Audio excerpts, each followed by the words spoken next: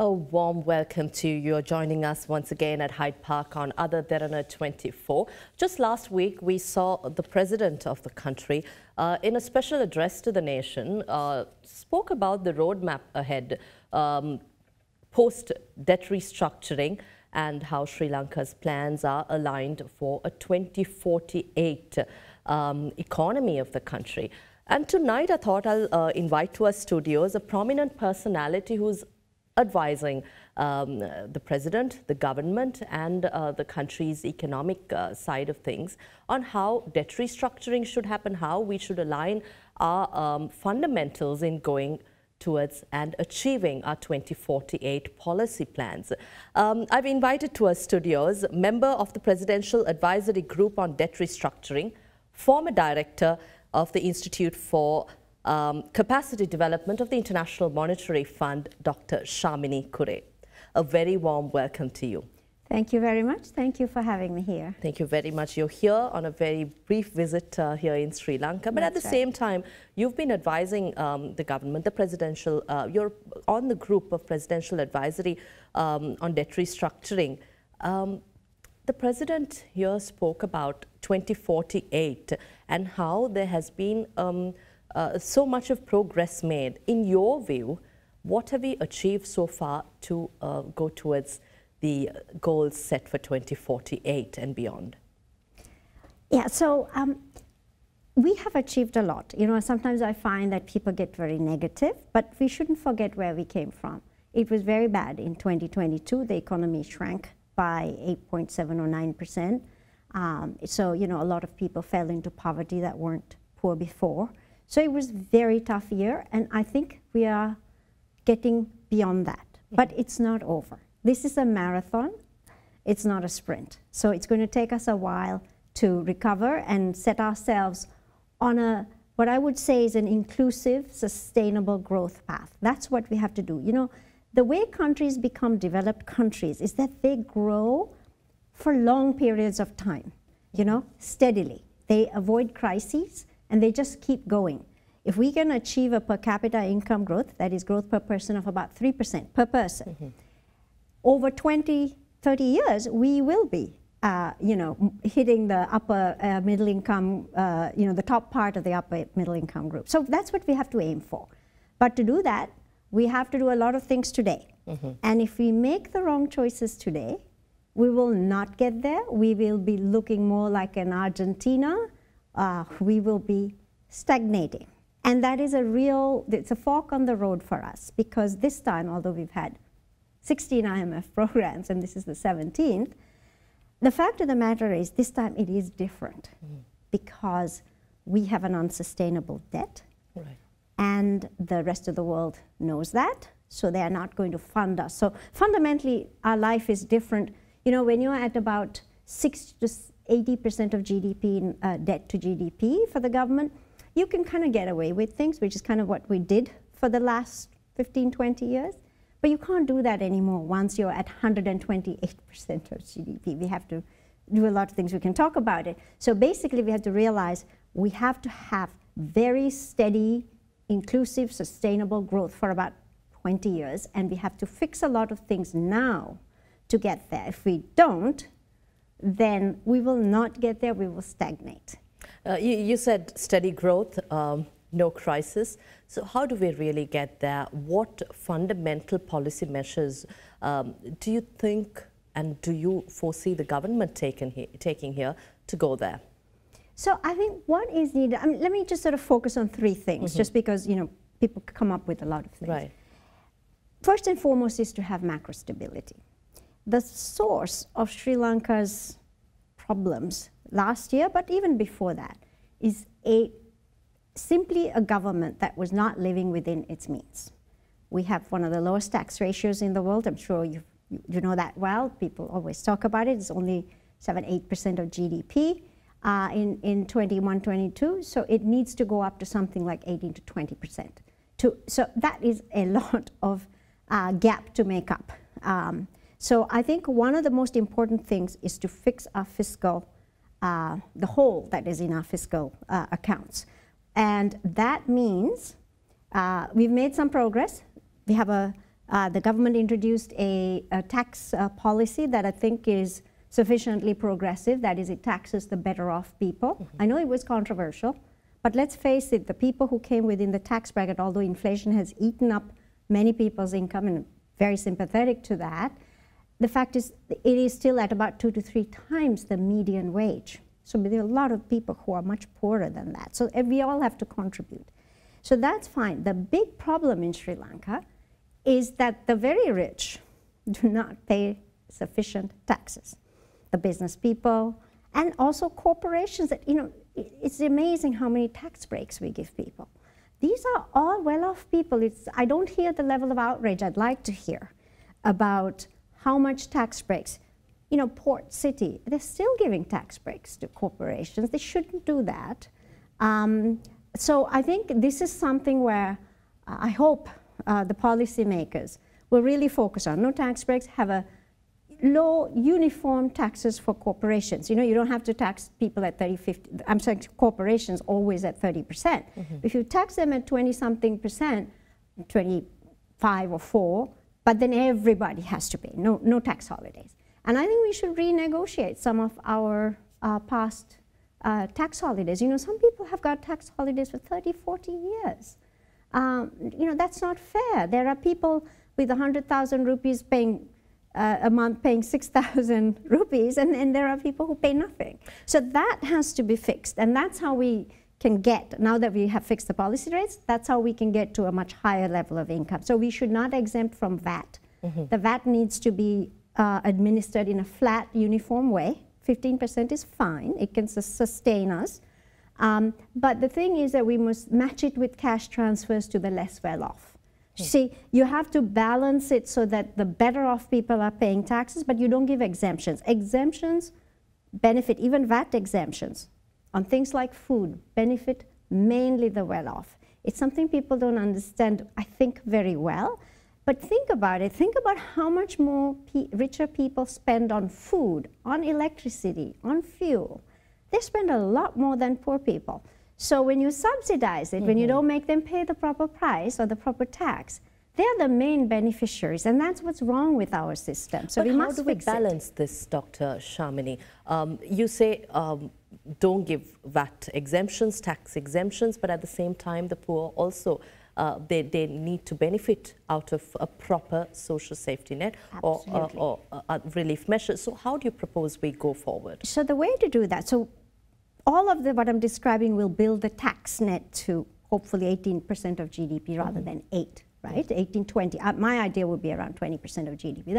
That's pretty good for a country of our level of income and what we aspire to do.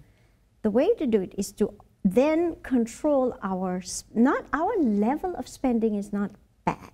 What is bad is what we spend on. There's the point that I think you're getting at, which is we have to stop spending on the useless things, like subsidizing state-owned corporations like Sri Lanka. The big 4 that take up a lot of fiscal space are the Sri Lankan Airlines subsidies, the CPC, the Ceylon Electricity Board, and the Road Authority. Now, because of the cost recovery pricing, the CPC and CEB hopefully will fix the drain on the budget.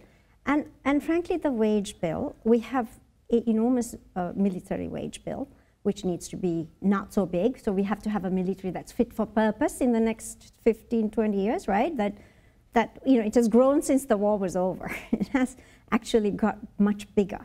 So that has to be controlled. So then we will free up fiscal resources, that is both from the tax side and from the expenditure side, by reallocating towards cash transfers for poor people, more spending on health, more spending on education. Our people today, I mean, they're going for tuition because the education system is either underfunded, it's not properly geared to the modern economy. These are things we have to fix if we're going to get better off, right? So there are a lot of things to fix. But we must stop spending on things that are not very productive. And we have to remember the other thing is to get to where we want to go, you know, we have to generate primary surpluses. That is the balance of the governments without interest, before the government pays interest. We have to be in surplus of 2.3% for about 5 to 10 years more. You know, it's not done just because we just get it for 1 year. No, we have to maintain it. Why? Because we have a huge debt to pay off, and so we have to face that interest burden, not fully, because hopefully our partners will write down some of our debt. We can talk about it. But the fact is we have to generate enough to pay that past interest payments. So we have a lot, so past interest payments, even after restructuring, and then social protection, health, education, and public security, absolutely. Those are functions of government. But it is not the function of government to be producing stuff. That's not what governments should be doing. So those are the areas, so we have to rationalize our expenditures. You did mention as part of things and areas that government should look at to revisit tax holidays that we've granted. But do you think this will go down well with an economy as ours in Sri Lanka? We don't have a good reputation in keeping our agreements, especially with the Japanese light rail project and other investment projects. So at the same time, how do you think it will look on our economy at this time? So, look, let's face it, we've already reneged on our debt. So that is the biggest problem we face. Now, on what you're asking, yes, it was a terrible decision to cancel the Japanese light rail project, but that has nothing to do with tax breaks. So you're absolutely right. The kind of things we should be doing is having, once we enter into an agreement, we should honor that agreement when we kind of have promised to pay something. However, in the case of the tax breaks, you could argue that, but it's also true that we should say, well, we defaulted on our debt. The burden is borne by the domestic and external debt holders. Meanwhile, all those people who benefited from the tax break, they get off scot-free. So we can reopen those and say, like, look, instead of a 20-year tax holiday, let's sunset it. Let's sunset it for 5 to 10 years so you have some time to adjust. You see, so it's a discussion, and we should approach those.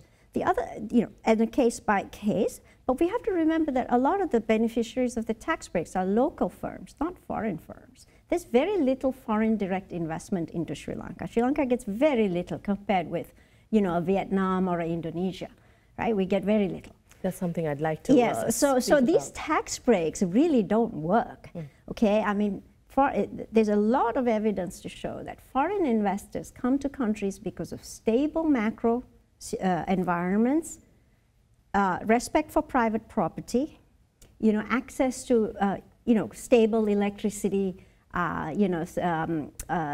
cost infrastructure and things like that. They don't come for tax breaks. It's way down and they don't even mind. So this is why I'm saying you just have to have we are having a discussion with our creditors. We should have a discussion with people, and many of those people are locals, and say, look, we can't afford 20-year tax holidays. We should really renegotiate and sunset them, so not immediately just get rid of them, but just sort of say, well, maybe we can now negotiate for 5 to 10 years on a gradual decline. After all, if they're profitable, why aren't they paying taxes? If they're not profitable, why are we subsidizing them? So, I think that's something we need to explore, discuss further. But for the moment, let's take a short break here at Hyde Park on AdaDerana 24. We are in conversation with Dr. Sharmini Coorey, member of the Presidential Advisory Group on Debt Restructuring. Do stay with us.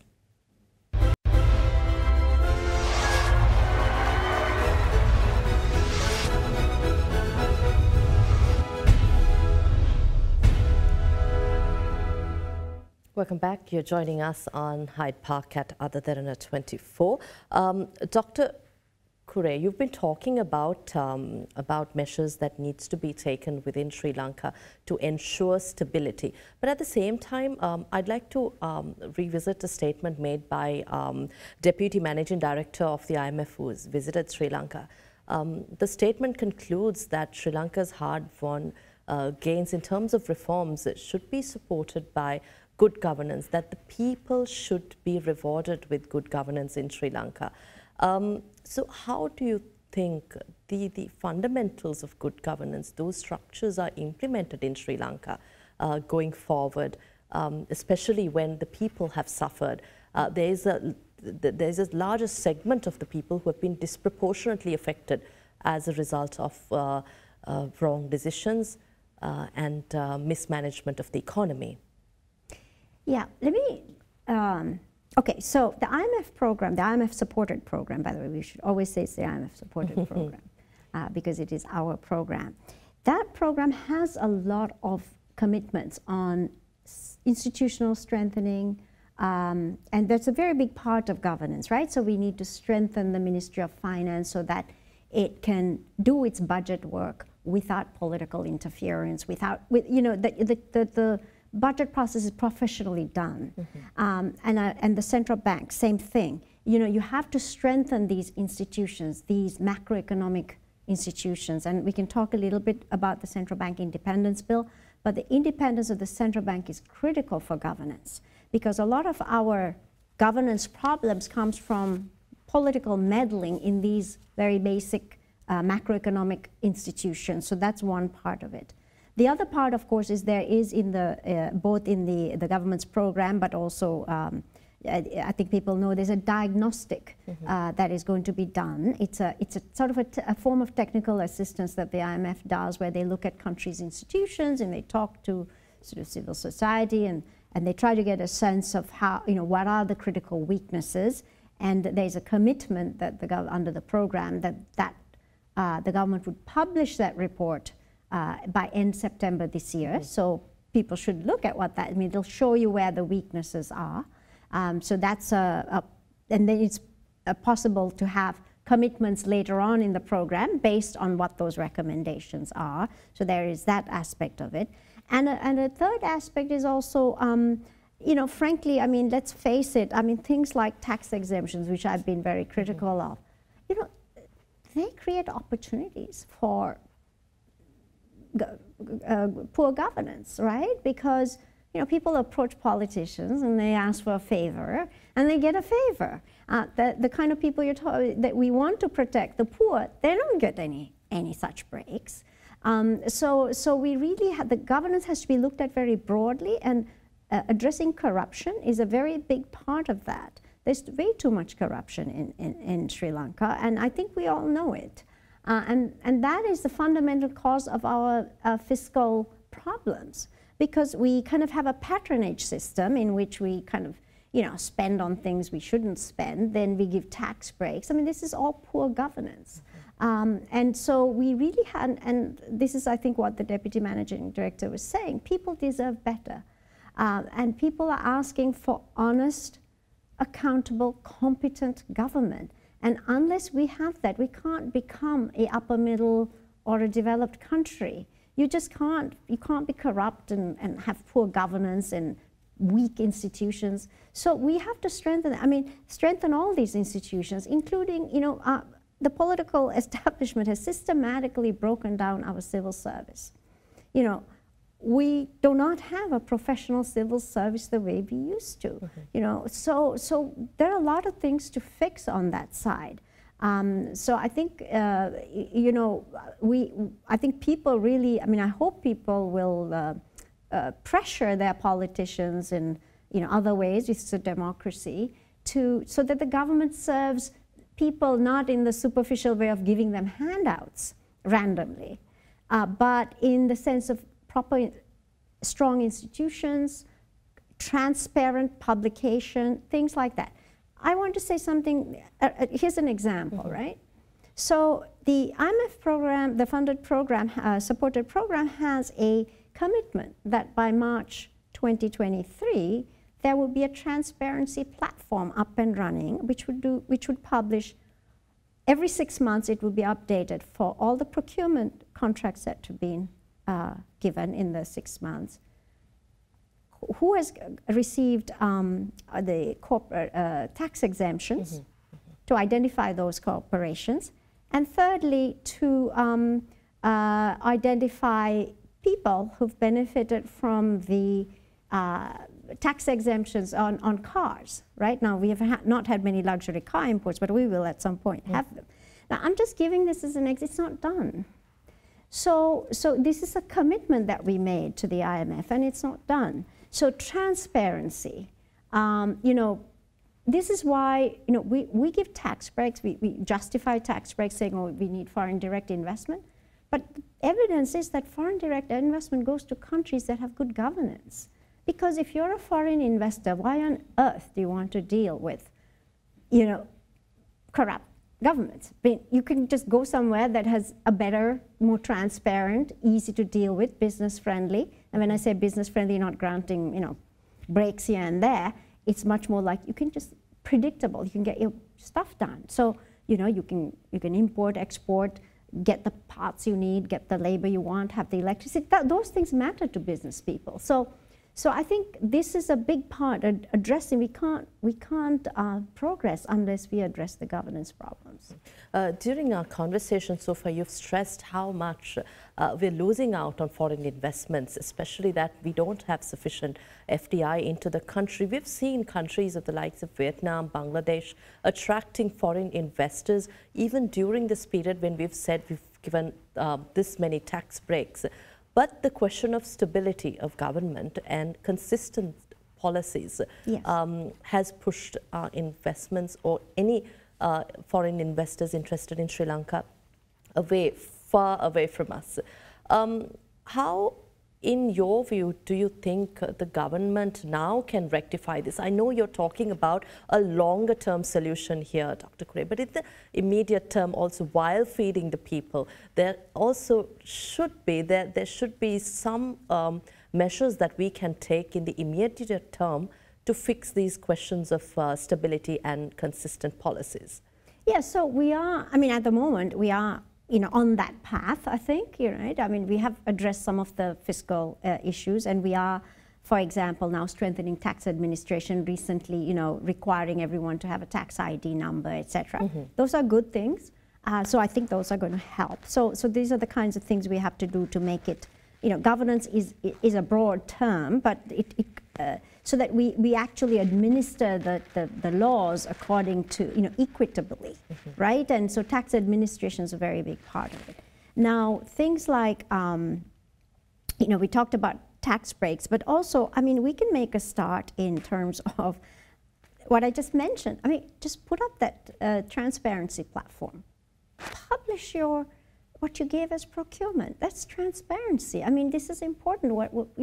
Countries like Bangladesh and Vietnam are attracting investment because they are, not because they're perfect, but because it's easier to do business there. So one of the things, I'm going to digress a little bit, but it's an interesting thought. I was in a seminar where the Prime Minister of Georgia, which mm-hmm. addressed corruption quite successfully, was asked how they did it, and it was a reformist government. And one of the interesting things he said, which stuck with me, was that he said, the way they dealt with it was that they took out the functions of government, right? So they sort of said, no, you don't need a permit to do this anymore. You don't need a permit to do that anymore. And then suddenly all these, because people who've been collecting bribes from these random rules had no source of income mm-hmm. from that.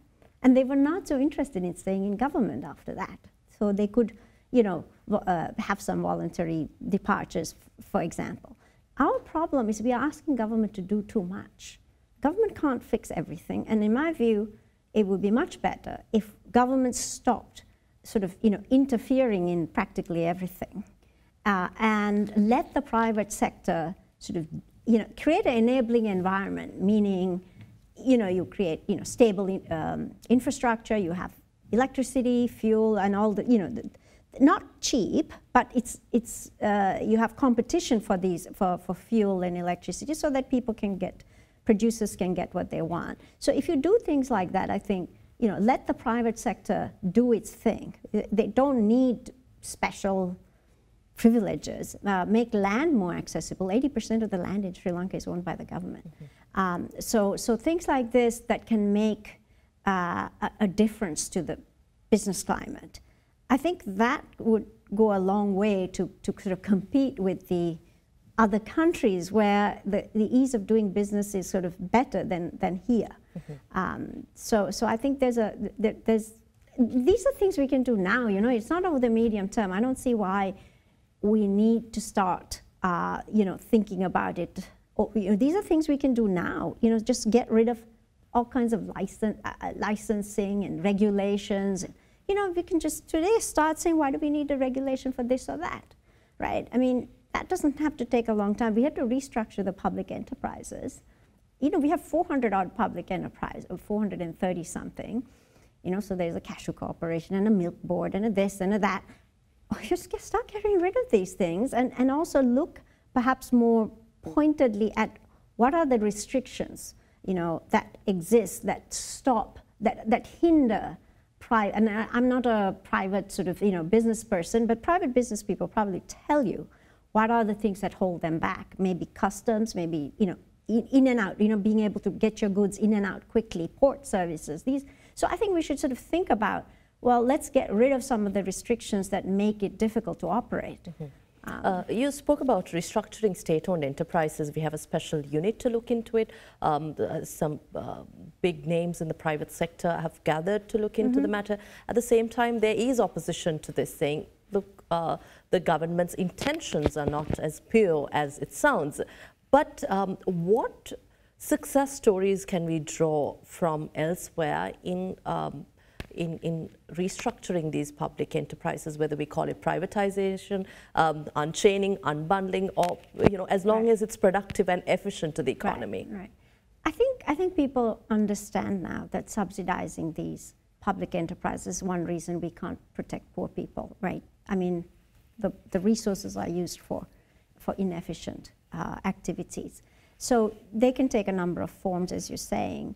And one of the important things with privatization that experience has shown is that you need to move the private enterprises out of the line ministries. If you keep them in the ministries, the ministers, this happens in every government, it's not just Sri Lanka, undermine the privatization process. So you have to move them out, create a sort of a holding company kind of structure, which is kind of, I think, what is being discussed that you were mentioning. It's important, though, to gazette it so that clearly these come under not under the line ministry anymore. And importantly, it has to be a transparent process. So open bidding. This is why things like this transparency platform is important, because you can put things out there that people can see that there's a transparent process if you're privatizing, you know, fair competition and bids being entertained. So, and not everything has to be privatized. Maybe some things are better restructured. You know, it's a case-by-case thing, but you have to have some professional, you know, are disinterested, that is, people who have no vested interest in these companies do this. And we can get technical help. We can get help from the World Bank. The World Bank has a lot of experience with these things in the past. And when the Soviet Union disintegrated, and you know, a lot of those were public enterprises. There was a lot of privatization. Some countries did it well, and some countries didn't. I worked on a country called Estonia, which did it well, right? And Estonia basically cut any public support from their public enterprises. They just cut it and said, you manage on your own now. That's it. And these companies did. They actually, you know, the workers, the managers of these companies actually began to produce profitably. They sought, and this is something we have to think very seriously about, sought foreign partners, right? So because foreign partnerships often bring, you know, we are not connected to supply chains and things like that. So government should not be producing things, but government should get out of direct production, and those things should be privatized. We don't need a hotels corporation. We need enough hotels in this country, but we need to supply electricity, you know, public services, right? So things like, you know, electricity, ports, roads, and there can be public-private partnerships in energy and, you know, roads and other things. So we should really, the government should seriously think about public infrastructure being done in partnerships with either the local or foreign sectors, and we have good examples, I think, where, for example, some of the ports are being done that way, the terminals. So you know, we can be more inclusive in the different kinds of arrangements that we come up with to make sure that government should be in the business of providing infrastructure and public services, security, but also health, education, social transfers. That's really what they should be doing. They should not be producing this, that, and the other, and putting regulations that we all know, every one of us has come across some regulation, right? And then we have to run to some government office and get a permit for something. So that kind of thing needs to be cut back. You spoke about the central bank bill as well. We're talking about independence for the financial regulator. But the opposition is that you're giving unnecessary executive powers to this institution, if that's the case. But how do you look at this? How do we balance this? Because we've seen independence, executive powers leading this country into this mess. I'm not saying the central bank will put us into that situation, but how do we balance these powers that we grant to institutions? Right. I can understand why people have got a bit nervous about this given our past history. But you have to think about it. It is precisely because the central bank was not independent that it was abused, right? If we had a properly independent central bank, it would not have been abused this way. Other countries that have good governance have independent central banks. They increasingly, I mean, it's not just the US or the UK, it's also, you know, Thailand and Indonesia and Philippines. I mean, a lot of the countries that are doing well have independent central banks. Now, independent does not mean you're not accountable to Parliament. Mm-hmm. Okay, so let's understand what it means. So I would, you know, looking at the current bill that is in front of Parliament, I would say, I would pick three things just to focus on, just to get a sense. One is what the independence is about, operational independence and what we call instrument independence, right? So the central bank has a mandate, and it's clearly identified in the bill, which is the primary mandate is inflation, to have stable prices, and a secondary sort of other being financial stability. And with subject to that, you know, with that being the primary focus, it can support the government's overall general economic package. But it's very important that we understand that the central bank has to have a primary objective, which is price stability. You cannot get the central bank to do, you know, the work of the government to develop the country. That is not a central bank's job. So it has to have the independence to move the interest rate. That is typically the instrument that is moved. To have it's set up for an inflation targeting regime. So the central bank agrees with the finance minister what the inflation target should be. It doesn't decide on its own, so there's some accountability. And if it doesn't meet the target, it is accountable for 2 consecutive quarters.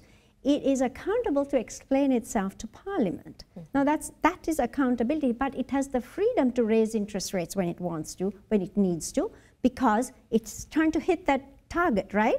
And so normally it takes about a year to 18 months for when you move an instrument to actually get to the target.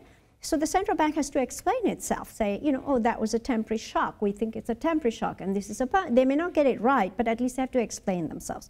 So I just want to make sure that people understand that an independent central bank is not about lack of accountability. It's about the independence to increase or lower interest rates to hit the objective that the public sector, the minister, has set for them, right? So that is how many inflation targeting central banks are operating. It's not that there's a governing board, and so it's not that the board, you know, somehow, you know, you can just do whatever you please.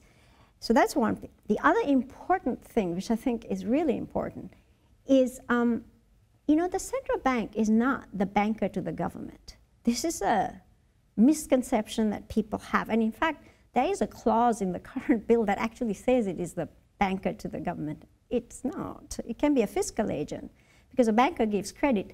And unfortunately, the recent Supreme Court ruling kind of created an exception. So central bank should not be giving credit to the government. It's not the government's banker. And that compromises its independence, you see, because that's the abuse that we've had to deal with for years and years and years. So I hope Parliament will have the 2/3 majority to fix this clause, I think it's 86 or something, that under no circumstances, so there's an exception that was created by the Supreme Court decision that in an emergency they can fund the government. But they shouldn't. You see, in an emergency, they will lower the interest rates and make the market liquid. That's how a central bank, I think there's a confusion between providing credit and providing liquidity.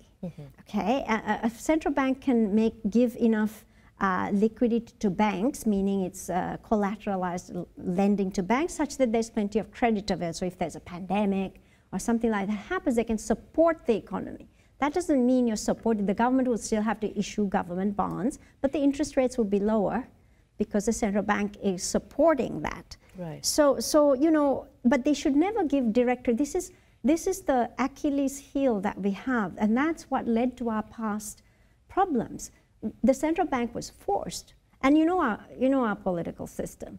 If we let in an inch, there will be a government at some point in the future somewhere, they'll say, but it's an emergency now. You know, we have an emergency, and force the central bank to print money, which is what happened to us. And that's why inflation went up to 80%, because the central bank essentially gave credit to government and just printed money, and then all of us paid a price through inflation for that, right? So that's a very important, I hope the parliament will fix that so that there's no circumstance. I think it's confusing two very different concepts. And a third thing, which I think is, for me, is problematic, is that the current central bank bill says that there are two boards, governing board and a monetary policy board.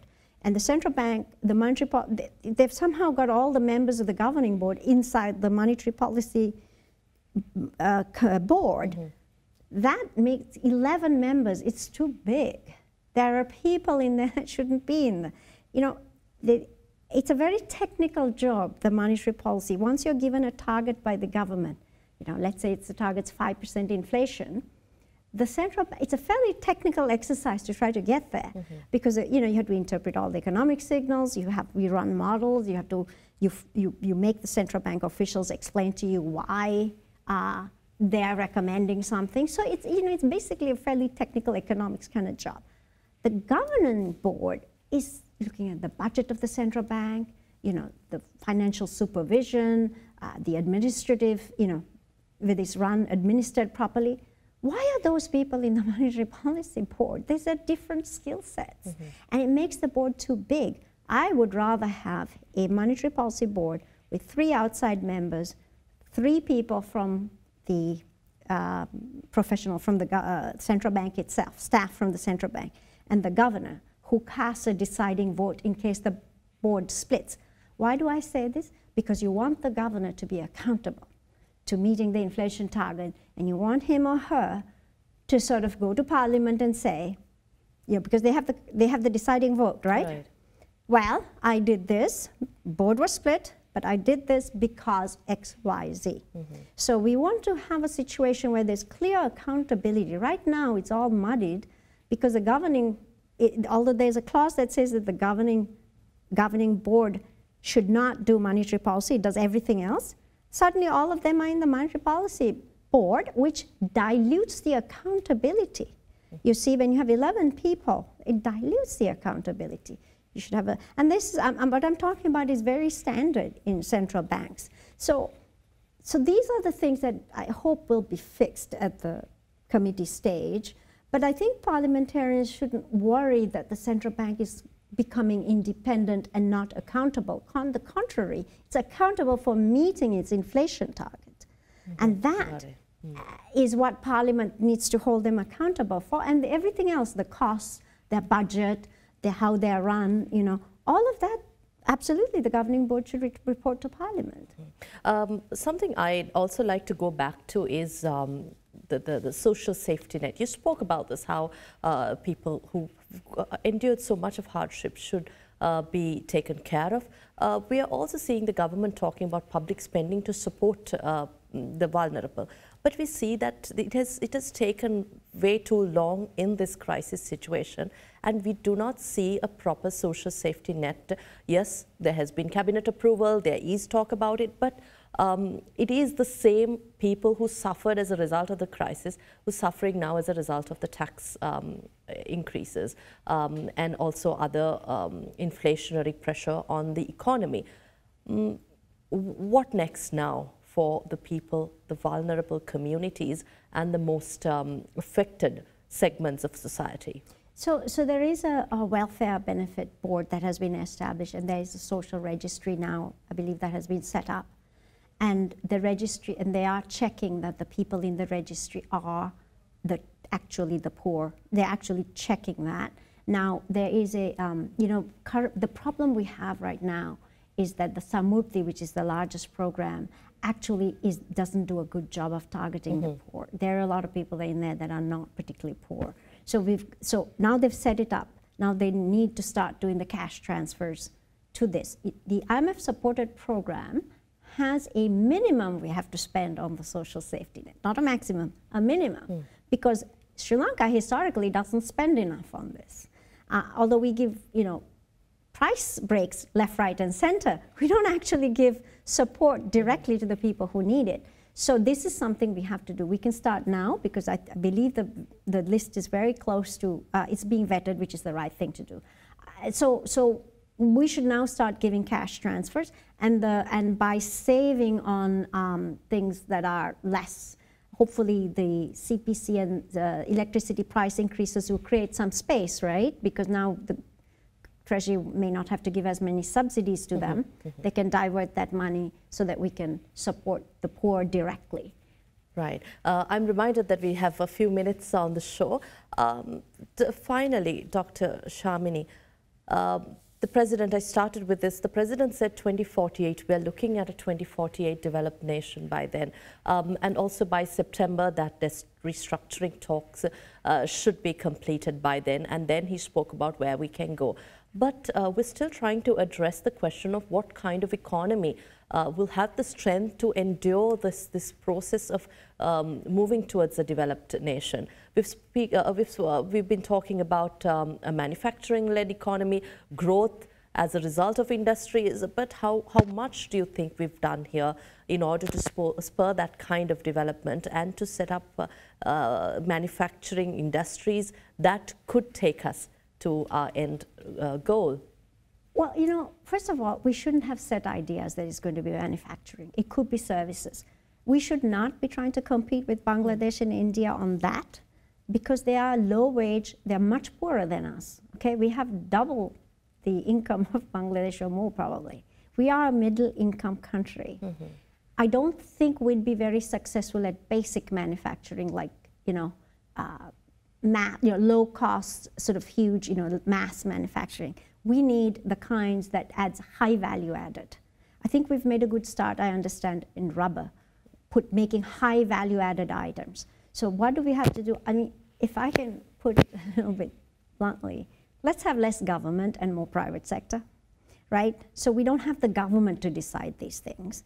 The government needs to supply, like I said, create an enabling environment, the infrastructure, the electricity and port services, and also allow the producers to import things. Like, we will have ridiculous sort of restrictions, like saying, you can't import X good because, there is some domestic producer, or we can't. I'm told, I could be misinformed, but I'm told that we're not allowed to import tea. Now, if you want to get tea to be high value added, you have to blend and kind of create, because it's not that you're diluting the Ceylon tea standard, but you have to get into the high value added business. You have to import some things, because that's what high value addition often involves. Well, we put restrictions on these things. So we need less government. And the government shouldn't decide, oh, we're going to do manufacturing. Why? Why does somebody in government know better than the private sector? I think we should just let the private sector find the business opportunities. There are all these people who are not yet in the private sector. They could be. They're the aspiring entrepreneurs. They're not even allowed if you start to meddle with things. If you create an environment in which it's easy to get business permits, it's electricity is reliably, not necessarily cheap, but reliably available and hopefully, well priced. I think we're giving, and the important thing, our exchange rate has to be competitive. Now, we can't manipulate the exchange rate, that would be wrong. But by keeping a low and stable inflation, we'll presumably have a fairly stable exchange rate, right? So let the central bank do its job and have stable inflation. And then the government should really provide the basic infrastructure services and let the private sector decide. Why does somebody have to decide that there has to be a grand plan that we're going to do manufacturing, we're going to do this or that. This is a particular kind of vulnerability we have because we think somehow that government knows better. The market, and who knows, there may be plenty of young people out there who've thought of exporting things that we haven't even thought about, right? IT things, services. So we should just create space for them to thrive. Well, on that note, it's time we wrap up. But thank you very much, Dr. Sharmini Coorey, for your time here at Hyde Park. Thank you very much. I've enjoyed being here, and thank you so much for having me. Thank you very much. A member of the Presidential Advisory Group on Debt Restructuring and a former director for the Institute for Capacity Development of the International Monetary Fund. We've been in conversation with Dr. Sharmini Coorey here at Hyde Park on AdaDerana 24 tonight. We'll see you again next week at the same time with yet another discussion. Take care. Enjoy the rest of our lineup of programs. Good night.